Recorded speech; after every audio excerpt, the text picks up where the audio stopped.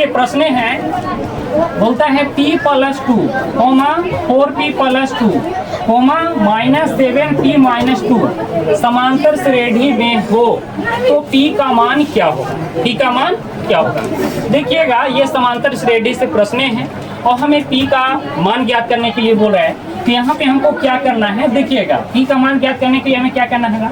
तो देखिएगा यहाँ पे आपको जो है t1 यानी t1 से होता है पहली संख्या, तो पहली संख्या जो दिया है वो p + 2 दिया है। p प्लस क्या दिया है? 2। और t2 यानी t2 से होता है दूसरी संख्या। t2 से क्या होता है? दूसरी संख्या। तो दूसरी संख्या मेरा क्या दिया है? तो 4p + 2 दिया है। 4p प्लस कितना दिया है? 2। और t3 से होता है तीसरी संख्या। तो तीसरी संख्या क्या दिया है? -7p - 2 दिया है। 7p - 2 दिया है। अब हमें क्या करना है, तो p का मान ज्ञात करना है। तो p बराबर हमें क्या कर देना है? डॉट क्या कर देना है? वाट कर देना है। ठीक है, तो p का मान ज्ञात करने के लिए हमें क्या करना होगा?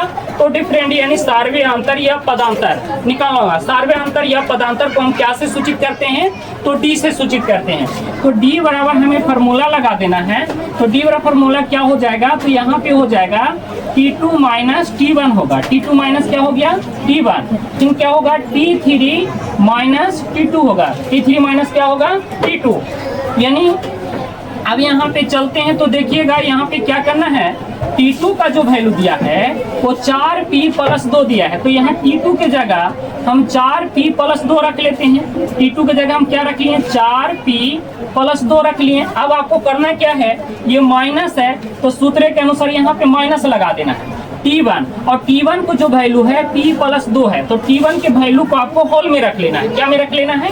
होल में। तो यहाँ पे p प्लस क्या रख लेना है? 2। अब आते हैं कहाँ? बराबर में आते हैं। तो बराबर में क्या कहता है? t3 - t2। तो t3 का जो वैल्यू दिया है वो t3 का वैल्यू दिया है -7p - 2। 7p - 2। अब ये सूत्र के अनुसार यहाँ पे हम क्या लगा देंगे? माइनस। अब t2 और t2 का जो वैल्यू दिया है वो क्या दिया है? 4p + 2। तो इसको हमको क्या में रख लेना है? होल में रख लेना है। 4p + 2 को हम क्या में रख लिए? होल में। अब यहाँ पे हम क्या करेंगे, ध्यान दीजिएगा। अब यहाँ पे हमको क्या करना है, ये 4p होगा + 2 का 2 होगा। अब जहां तक कि ये होल है तहां तक कि हमें क्या से गुना करना है? माइनस से। तो माइनस गुने प्लस करेंगे, क्या हो जाएगा? माइनस। p का क्या होगा? p होगा। फिर माइनस गुने प्लस कीजिएगा तो क्या होगा? माइनस होगा। ये 2 का 2 ही रहेगा। ठीक है, अब आ जाइए बराबर में, इसको सेम रखना है। -7p का 7p - 2 का -2। जहां तक ये होल है तहां तक ये आपको क्या से गुना कर देना है? माइनस से। तो माइनस गुने प्लस कीजिएगा, माइनस होगा। 4p का 4p होगा। माइनस गुने प्लस कीजिएगा, माइनस होगा। 2 का 2 ही होगा।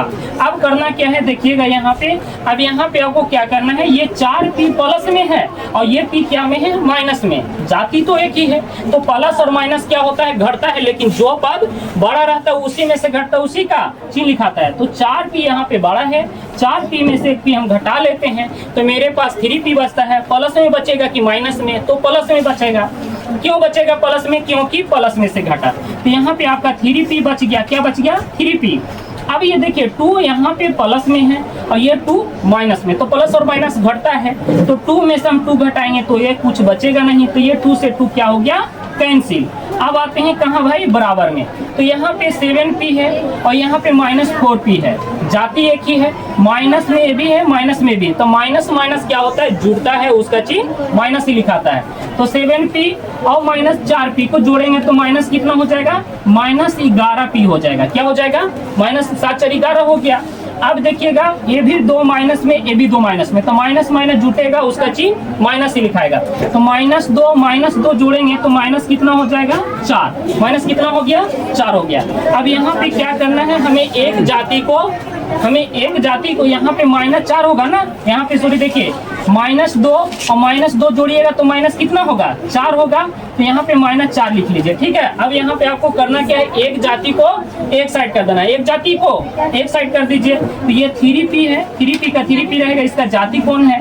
तो -11p माइनस में है।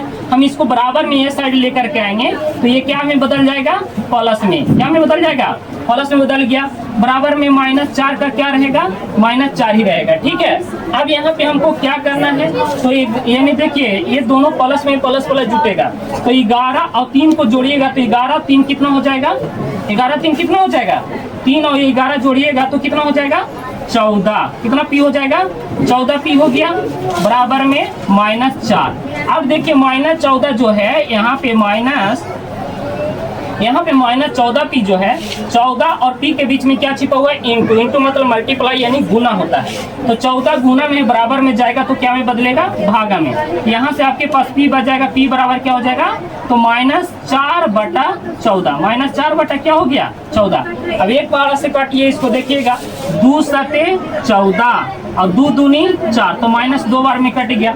इसीलिए पी का मान क्या आ गया, तो पी का मान इसीलिए P बराबर आपका निकल के आ गया कितना, तो -2/7। 2/7 हमें P का मान ज्ञात करना था, P का मान आ गया। ये हो गया आंसर।